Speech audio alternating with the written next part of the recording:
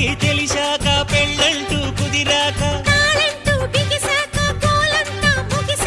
పలహారం తిన్నాక పడకింటికి చేరాక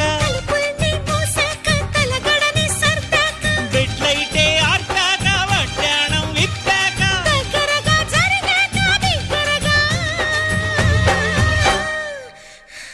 చెప్పు ఆశ ఆశ ఆశ దోష దోచే ఆశ